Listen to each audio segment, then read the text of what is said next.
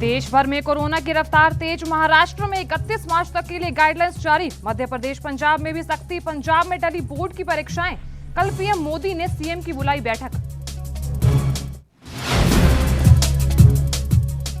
और दिल्ली में कोरोना की मार। 3 सप्ताह में बढ़े 175 मरीज। 50% से अधिक आईसीयू में भर्ती।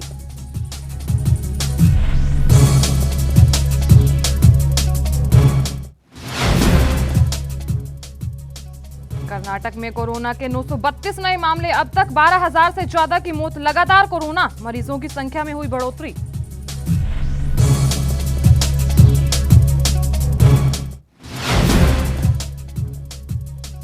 हथियारों के मामले में आत्मनिर्भर हो रहा भारत। रक्षा खरीद में आई 33% की कमी। रूस से चीन का घटा निर्यात।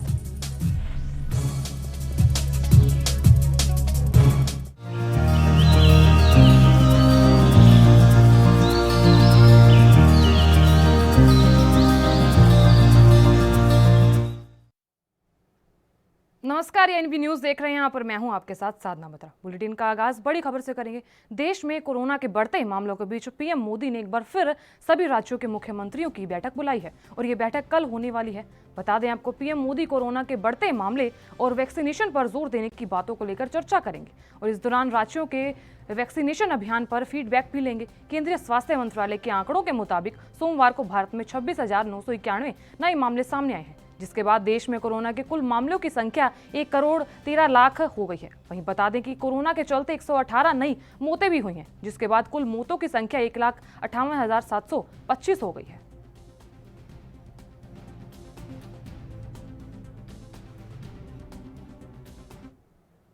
देश में कोरोना संक्रमण के मामले तेजी से बढ़ रहे हैं। महाराष्ट्र, केरल, पंजाब, हरियाणा, दिल्ली, गुजरात, कर्नाटक में संक्रमण के मामले तेजी से बढ़ रहे हैं। पिछले कुछ दिनों में महाराष्ट्र के कोरोना के मामलों में हुई जबरदस्त वृद्धि के बावजूद राज्य के लोग बेखौफ नजर आ रहे हैं। फिलहाल महाराष्ट्र के नागपुर, अकोला और परभनी और औरंगाबाद में लॉकडाउन लागू किया गया है।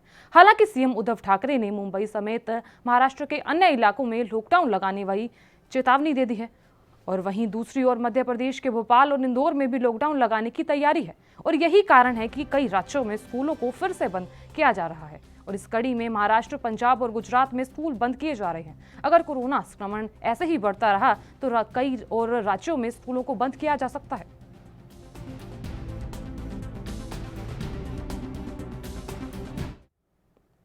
वहीं मध्य प्रदेश के शिवपुरी के जिला अस्पताल में एक बार फिर अस्पताल प्रबंधन की लापरवाही सामने आई है। हॉस्पिटल में तमाम हॉस्पिटल स्टाफ और तैनात गार्डों को मौजूदगी में चोरों ने चोरी की घटना को अंजाम दिया और अस्पताल प्रबंधक को पता तक नहीं चला। दरअसल यहां चोरों ने अस्पताल की नई बिल्डिंग के चौथे माले पर ऑक्सीजन गैस की पाइपलाइन को अपना निशाना बना कई फीट लंबी पाइपलाइन को उखाड़ ले गए और अस्पताल प्रशासन को कानो कान खबर तक नहीं हुई। हालांकि पुलिस को मामले की सूचना दे दी गई और जिसके बाद पुलिस मामले की जांच में जुट गई है।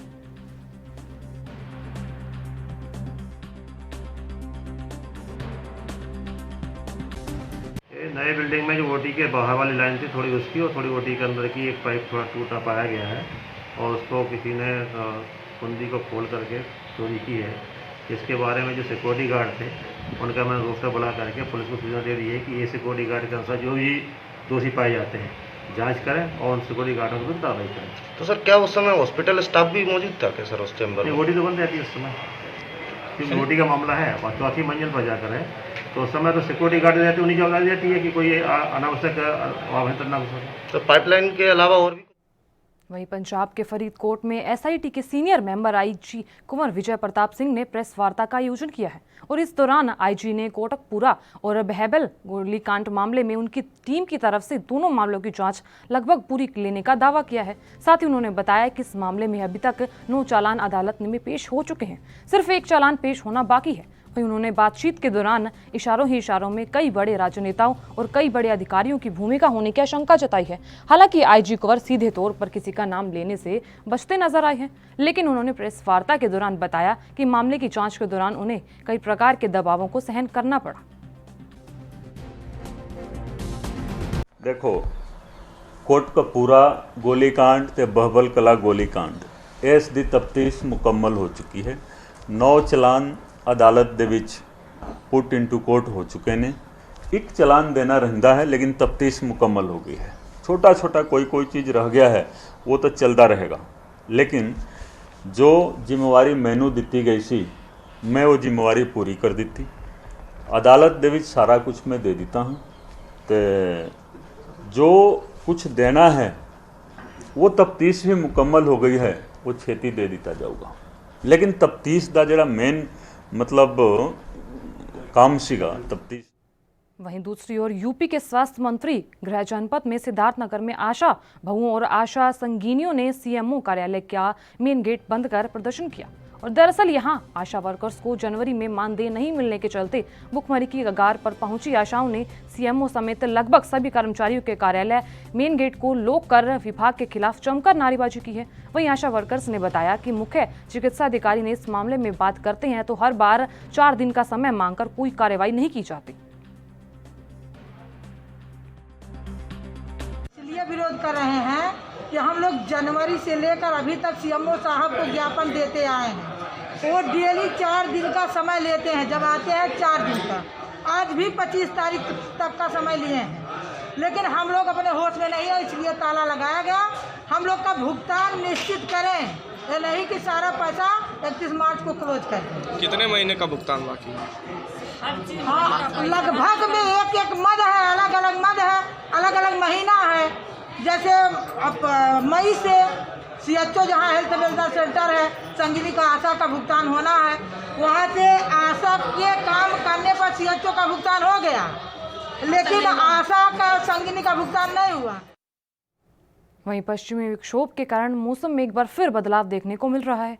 मौसम विभाग के मुताबिक पश्चिमी विक्षोभ के कारण जम्मू कश्मीर से लेकर उत्तराखंड तक मौसम में बदलाव नजर आ रहा है और जिससे बारिश और बर्फबारी की संभावना जताई जा रही है। वहीं 16 मार्च के आसपास एक और पश्चिमी विक्षोभ आने की संभावनाएं हैं। मौसम विभाग ने बताया कि अगले 5 दिनों के दौरान देश में गर्मी की कोई संभावना नहीं है। वहीं हिमालय क्षेत्र के पश्चिमी विक्षोभ के कारण 16 मार्च की रात से कोई प्रभावित करने की बहुत ज्यादा संभावना जताई जा रही है और इस वजह से 17 और 18 मार्च के दौरान पश्चिमी हिमालय क्षेत्र में हल्की बारिश और बर्फबारी देखने को मिल सकती है।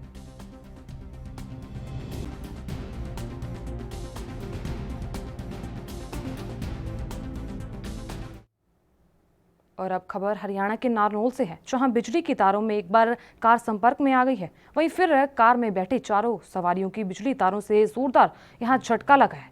तो इस बात ये भी बता दें कि इस हादसे में 3 लोग बाल बाल बच गए हैं। वहीं चौथे शख्स की करंट लगने से मौत हो गई है। तो वहीं मृतक की पहचान शमशेर सिंह के रूप में बताई जा रही है। घटना की सूचना पाते ही पुलिस और बिजली विभाग के कर्मचारी मौके पर पहुंचे हैं और बिजली की सप्लाई बंद करवाई है। भाई आज हमें सूचना मिली थी कि गांव मेघोत के पास, मेघोत बिंजा के पास गाड़ी में आग लगी हुई है जिसमें आदमी जलने लग रहे हैं। जिस सूचना पर हम यहाँ पहुँचे तो आग बुझ चुकी थी। एक आदमी की मृत्यु हो चुकी थी करंट लगने से, जिस बारे में परिजन आए हुए हैं जिन्होंने कोई शिकायत नहीं दर्ज कराई है। शिकायत के जो परिजन दरखास्त देंगे उसी हिसाब से कार्रवाई अमल में लाई जाएगी। यूपी के रामपुर में मिल्क क्षेत्र में एक किसान के घर में भीषण आग लग गई है। जानकारी के मुताबिक आग लगने का कारण एक छोटी सी चिंगारी को बताया जा रहा है। यहाँ ग्रामीण ने बताया कि उसके घर में शादी है, लेकिन भयानक आग के कारण सारा सामान जलकर राख हो गया है और इस बीच यहाँ की जो नकदी संभाल कर रखी गई थी वो भी आग में जलकर राख हो गई है। फिलहाल आग पर काबू पा लिया गया है।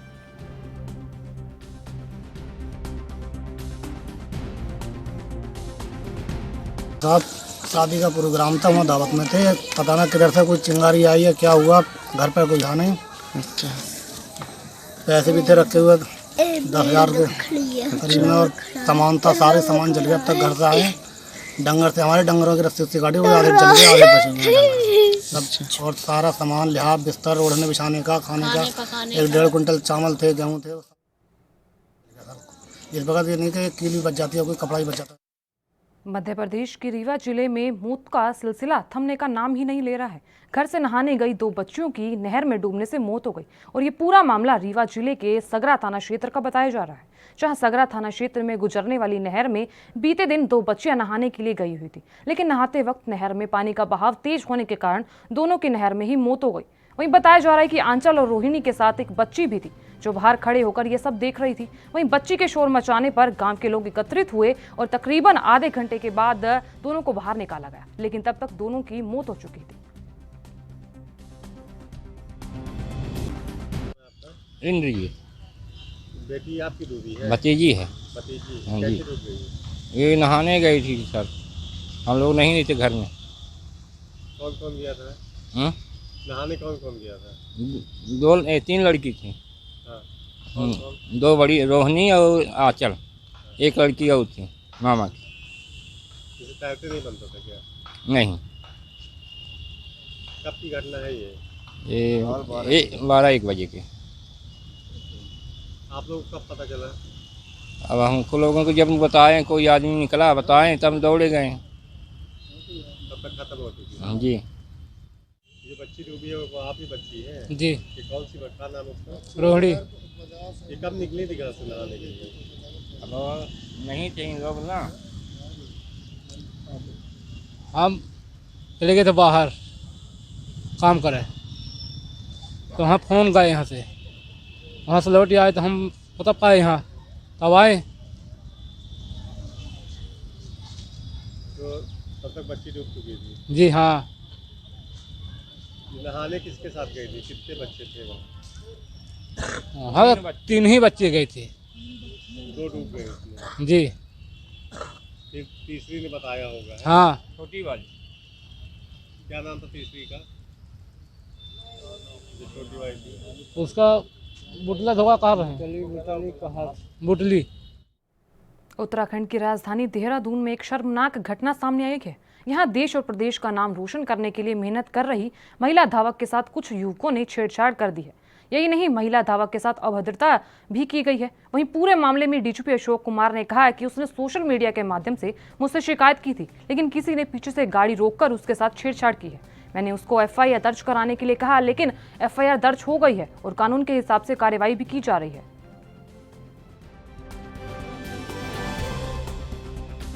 ये लड़की रनर है, अल्ट्रा रनर है, जो मैराथन से भी ज़्यादा लंबे लंबे डिस्टेंस रन करती है।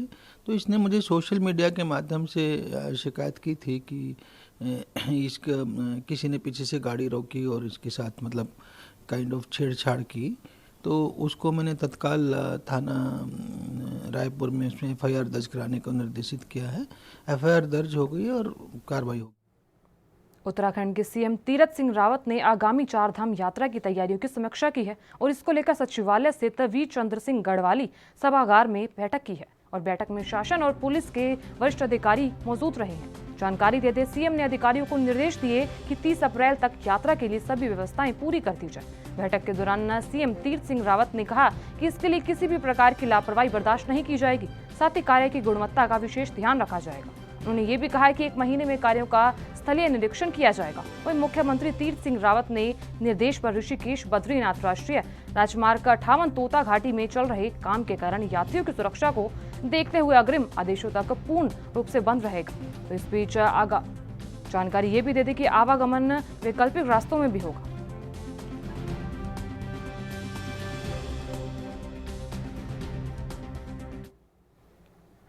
यहाँ लेंगे एक छोटा सा ब्रेक। अब बने रहिए एएनबी न्यूज के साथ।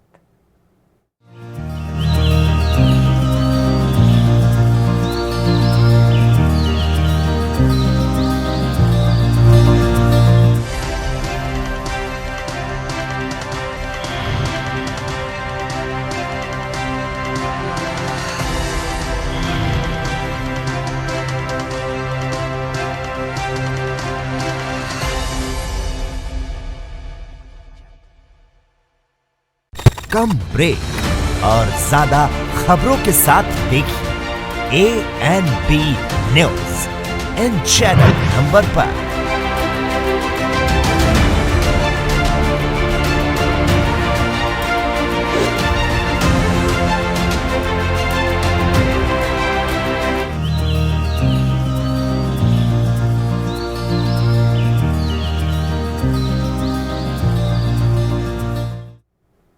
ब्रेक के बाद आप सभी का स्वागत है। चलिए खबरों का आगाज कर लेते हैं। देश में पेट्रोल डीजल के बढ़ते दामों के चलते चकाचका विरोध प्रदर्शन कर केंद्र सरकार को चिताया जा रहा है। वहीं यूपी के जालौन के जिला मुख्यालय उरई में जन अधिकार पार्टी ने महंगाई और पेट्रोल डीजल की बढ़ती कीमतों के विरोध प्रदर्शन किया है। वहीं प्रदर्शन करते हुए पार्टी कार्यकर्ता जिलाधिकारी कार्यालय पहुंचे और यहाँ प्रशासनिक अधिकारी को राष्ट्रपति के नाम ज्ञापन सौंपा है। आज हम ज्ञापन दे रहे हैं केंद्र और राज्य सरकार की जन विरोधी नीतियों के खिलाफ, जिसमें यह है कि कृषि के जो काले कानून हैं उनको वापस लिया जाए और देश भर में समान शिक्षा नीति लागू की जाए, बेरोजगारों को रोजगार दिया जाए, महिलाओं पर अन्याय अत्याचार हो रहा है वो बंद किए जाएं, सरकारी संस्थान बड़े पैमाने पर बेचे जा रहा है इनका निजीकरण बंद हो, रेलें चलाई जाएं, मजदूरों को रोजगार मिले, इस तरह की नीतियां सरकार बनाए। और सरकार जो है मजदूरों, किसानों, छात्रों, नौजवानों के खिलाफ जो नीति बना रही है उसका हम पुरजोर विरोध करते हैं। यदि हमारी मांगें पूरी नहीं होती हैं तो हम सड़कों पर अपना आंदोलन और तेज करेंगे और सड़कों पर उतरेंगे और सरकार को विवश कर देंगे। वहीं भारतीय किसान यूनियन के राष्ट्रीय अध्यक्ष भानु प्रताप सिंह ने कहा कि 26 जनवरी को हमें मालूम पड़ा था कि जितने भी संगठन सिंघू बॉर्डर, गाजीपुर बॉर्डर और टिकरी बॉर्डर पर आंदोलन कर रहे हैं ये सब कांग्रेस के खरीदे हुए और कांग्रेस के भेजे हुए संगठन थे। कांग्रेस इनको फीडिंग कर रही थी।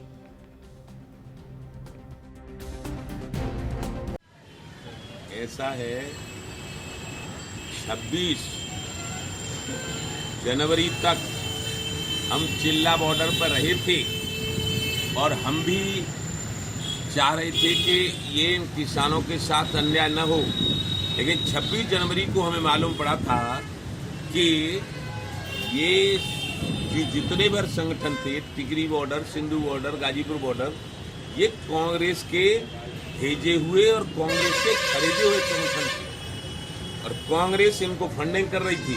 अब हम कह रहे हैं खुल्लम खुल्ला, और हम 100% ईमानदारी के साथ जब हमें मालूम पड़ा कि ये 26 जनवरी में इन्होंने पुलिस पे हमला किया और इन्होंने जो लाल किले पे दूसरा झंडा फहराया, उसी दिन हमने ये संकल्प कर दिया अब हम इनके साथ। वहीं उत्तराखंड डीजीपी अशोक कुमार ने ज्योत्सनी रावत के मामले पर प्रेस वार्ता कर कहा कि उसने सोशल मीडिया के माध्यम से मुझसे शिकायत की थी कि किसी ने पीछे से गाड़ी रोककर उसके साथ छेड़छाड़ की है, जिस पर मैंने उसको एफआईआर दर्ज कराने को कहा। वहीं एफआईआर दर्ज कराने को कहा तो जिसके बाद कानून के हिसाब से कार्रवाई की जा रही है। बता दें ज्योत्सना रावत अल्ट्रा रनर है और जिससे सोशल मीडिया के माध्यम से डीजीपी को छेड़छाड़ की शिकायत की थी।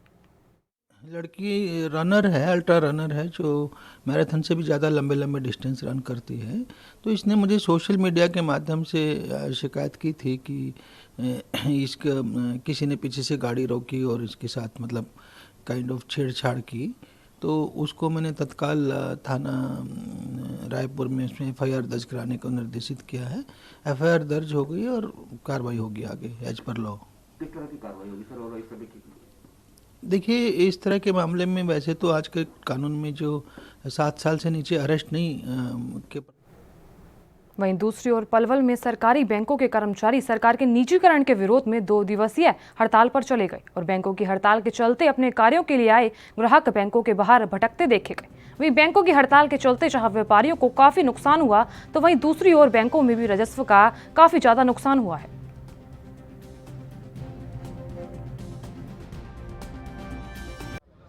ये 2 दिन की हड़ताल हम लोग कर रहे हैं। ये भारत सरकार ने सरकारी बैंकों को निजी हाथों में देने की योजना बनाई है, तो वो निजीकरण के खिलाफ हम ये हड़ताल कर रहे हैं। जैसे 2 दिन की आपकी हड़ताल है, उसके बावजूद अगर आपकी मांगे तो आगे की क्या रूपरेखा बनाएगी आप? देखिए साहब, अभी ये 2 दिन की हड़ताल है। भारत सरकार अगर तब भी निजीकरण पे ही अपना जोर देगी तो हम अनिश्चितकालीन हड़ताल करेंगे, लेकिन हम ये सरकारी बैंकों को बिकने नहीं देंगे। किस तरह का नुकसान होगा निजीकरण को निजी हाथों में सौंपा जाता है? देखो, निजीकरण का सबसे बड़ा नुकसान गरीब तबके के लोगों को है, क्योंकि सरकारी बैंकों से सबसे ज़्यादा फायदा गरीब लोगों को है। अमीर लोग तो अपने खाते प्राइवेट बैंकों में खुलवा लेते हैं, लेकिन जितनी भी सरकार की स्कीमें हैं एक केवल सरकारी बैंक ही गरीब लोगों तक, गाँवों के कोनों कोनों तक पहुँचा पाते हैं। तो अगर ये बैंक बिक जाते हैं तो सबसे ज़्यादा नुकसान गरीब लोगों को ही होने वाला है। तो अगर आपकी मांगे पूरी नहीं होती है तो जल्द आप अनिश्चितकालीन हड़ताल पर? हाँ, हम जरूर अनिश्चितकालीन हड़ताल पर। आज जो हड़ताल है वो बैंकों के निजीकरण के विरोध में है और पूरे देश में सभी बैंकों के 10 लाख अधिकारी और कर्मचारी हड़ताल पर हैं निजीकरण के खिलाफ। तो सारे सरकारी बैंक हैं उनकी हड़ताल है? सारे सरकारी बैंक आज 100% बंद रहेंगे। उनका लेन देन टोटली 100% बंद रहेगा। तो आज केवल 1 दिवसीय हड़ताल है? 2 दिवसीय हड़ताल है, 15 तारीख को और 16 तारीख। तो अगर उसके बावजूद अगर आपकी मांगे पूरी नहीं होती, अगर उसके बाद भी अगर मांगे नहीं मानी जाती तो इंडेफिनेट स्ट्राइक आएगी और बैंकों का टोटली काम बंद हो जाएगा और अनिश्चितकालीन स्ट्राइक होगी। किस तरह का निजीकरण किया जा रहा है? बैंकों का प्राइवेटाइजेशन किया जा रहा है, बैंकों का टोटली जो है प्राइवेट। वहीं हरियाणा के चरखी दादरी में निजीकरण के विरोध में बैंक कर्मचारियों ने 15 और 16 मार्च को हड़ताल की है और इस दौरान बैंक कर्मचारियों के साथ सामाजिक संगठन व अन्य संगठन समर्थन में आए हैं। वहीं बता दें आपको कि बैंक यूनियन के जिला प्रधान महेंद्र सिंह ने बताया कि बैंकों का निजीकरण बंद किया जाए। पंजीकरण के विरोध में 2 दिन की हड़ताल की जा रही है। अगर जल्द ही निजीकरण को लेकर सरकार कोई कड़ा कदम नहीं उठाती तो कर्मचारी बड़ा आंदोलन करने पर मजबूर होंगे। वहीं प्रधान महेंद्र ने बताया कि बैंकों का निजीकरण कर बैंकों की डोर निजी हाथों में चली जाएगी, जिससे आम जन को बहुत ज्यादा नुकसान होगा। वहीं उन्होंने बताया कि हमारे उच्च यूनियन पदाधिकारियों की ओर से जो भी दिशा निर्देश मिलेंगे हम उन्हीं के अनुसार आगे की रणनीति बनाएंगे। ऊपर है निजीकरण के खिलाफ। अगर सरकार निजीकरण करती है तो हम ये हड़ताल जारी रखेंगे। ठीक है, ये प्राइवेट बैंक लोगों के हाथ में पैसा चला जाएगा, जिससे कि आम जन को बहुत नुकसान होगा। इससे हम बैंक से सरकार से यह गुजारिश करते हैं कि इनका निजीकरण ना किया। देशव्यापी हड़ताल सरकारी बैंकों के निजीकरण के विरोध में की गई और जिसका असर बालाघाट में भी देखने को मिल रहा है। यहाँ United forum of bank union के बैनर तले नो यूनियन ने हड़ताल का आह्वान किया है। जानकारी दे दी, जहाँ अधिकारी कर्मचारी समेत महिलाओं ने भी नारेबाजी करके यहाँ प्रदर्शन किया है। वहीं जिले की सारी सहकारी बैंकों में ताला जड़ा देखकर व्यापारियों में आक्रोश देखने को मिल रहा है।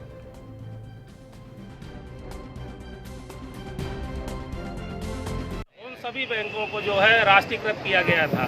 फिर ऐसी क्या मजबूरी आन पड़ी कि हमें जो है हमारे राष्ट्रीय बैंकों को पुनः जो है प्राइवेटाइजेशन की ओर ले जाना पड़ रहा है, जबकि सारे राष्ट्रीय बैंकों ने देश की जितनी भी EWS योजनाएं हैं या देश की तरक्की हेतु जितने भी जो कार्य किए जाने चाहिए वो सभी कार्य जो होता है हमारे नेशनल बैंकों के द्वारा किए जाते हैं। अभी सरकार ने जब कोरोना काल में जो है प्रधानमंत्री स्वनिधि और मुख्यमंत्री स्वनिधि योजनाएं लागू की थी, तो उन सभी योजनाओं को भी हमारे सरकारी बैंकों ने बढ़ चढ़कर सारे जो है हमारे मजदूर वर्ग को जो है लोन देने का कार्य किया था, जबकि हमारे इसी देश के प्राइवेट बैंकों ने एक भी लोन वितरित नहीं किया। फिर ऐसी क्या मजबूरी आ रही है हमारी सरकार के पास कि वो हमारे 6 राष्ट्रीय बैंकों को निजी।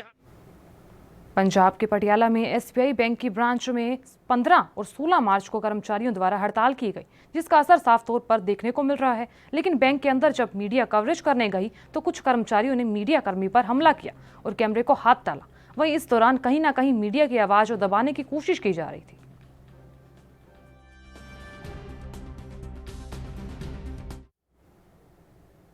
वहीं यूपी के अमेठी में वैवाहिक कार्यक्रम में दावत खाने से 50 लोगों को फूड पॉइजनिंग का शिकार होना पड़ा और इस दौरान सभी लोगों के बीमार पड़ने की सूचना मिली है। वहीं सूचना मिलते ही स्वास्थ्य विभाग और खाद्य विभाग की टीम आनन फानन में गांव में पहुंची है। वहीं घटना के बाद गांव में सभी लोगों की जांच कर इलाज शुरू किया गया, जिसके बाद गंभीर रूप से बीमार हुए आधा दर्जन लोगों को इलाज के लिए अस्पताल भिजवाया गया।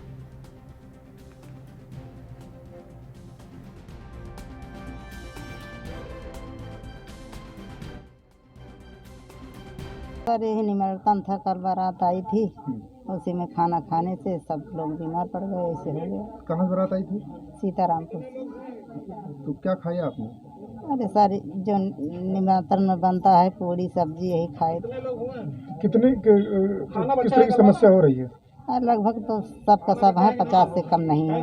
अच्छा, तो किस तरह घटना हुई है, कहाँ हुई? ये आज सुबह हमको जानकारी मिली कि रात में यहाँ बारात आई हुई थी, इब्राहिमपुर गांव करके है, और इन लोगों ने खाना खाया। उसके बाद काफ़ी लोगों को, लगभग 40 से 50 लोग की शिकायत हुई कि उल्टी और दस्त का, जिसमें कुछ लोग जैसे 4-5 लोग गंभीर रूप से हैं। तो हमको पता लगता है, हमने अपनी टीम मैं लेके आया हूँ और साथ में फूड सैंपलिंग भी करवा दिया है और आगे की कार्रवाई भी चल रही। कुछ लोगों को एडमिट कराना पड़ेगा ले जाकर। ये कैसे बीमार पड़े हैं लोग? ये फूड पॉइजनिंग की संभावना है पूरी, खाने की चीज़ से, क्योंकि एक साथ कई लोगों को हुआ है, तो किसी भी प्रकार के खाने में कुछ ना कुछ। फिलहाल के लिए इस बुलेटिन में इतना ही। मुझे दीजिए इजाज़त। नमस्कार।